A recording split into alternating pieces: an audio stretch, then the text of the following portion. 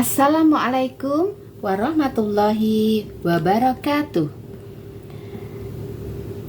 Perkenalkan, saya Dian Werdiningsih, SLC dari Yogyakarta, dengan supervisor Bunda Aini Hidayati. Saya akan membacakan kisah Rasulullah Teladan Utama dengan buku ke-6 yang berjudul Mukjizat Terbesar, Bukti Kenabian dan Kerasulan.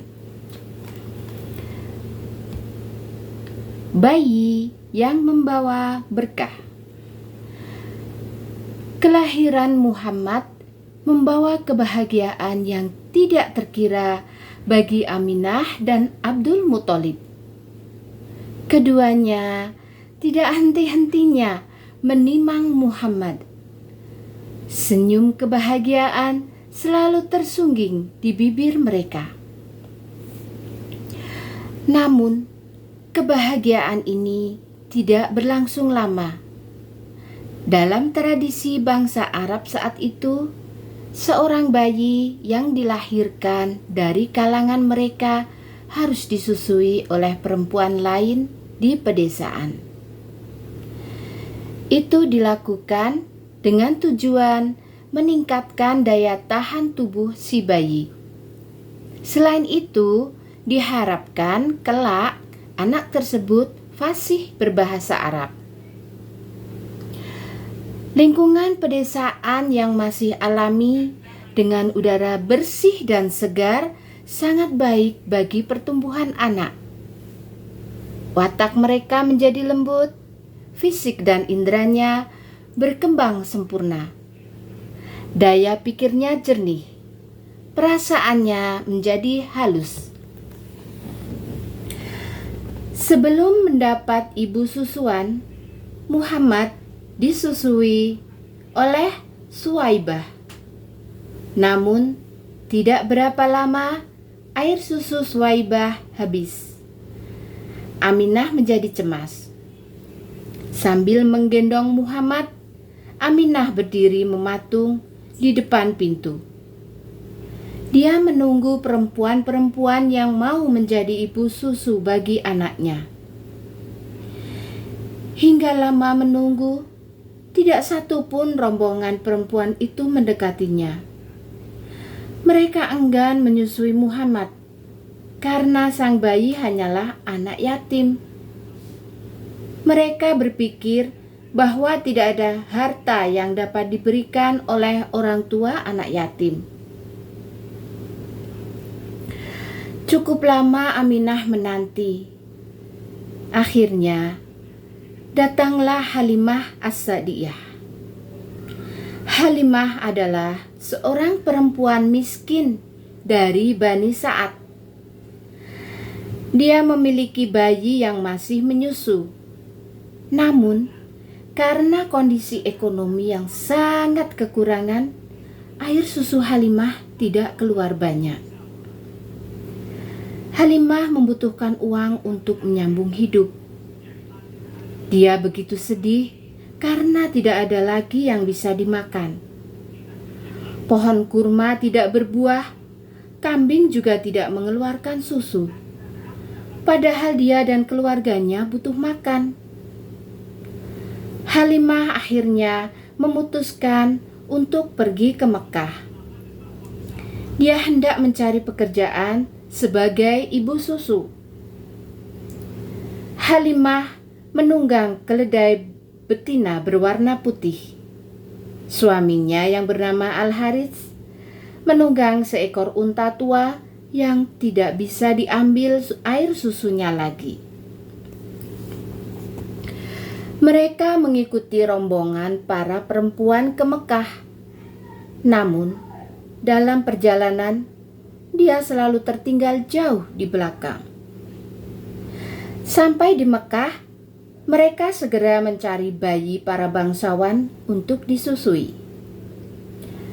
Halimah belum mendapatkan bayi untuk disusui. Satu-satunya bayi yang belum mendapat air ibu susu adalah Muhammad. "Izinkan aku menjadi ibu susunya," kata Halimah. Aminah tersenyum lega. Akhirnya ada yang mau menyusui Muhammad.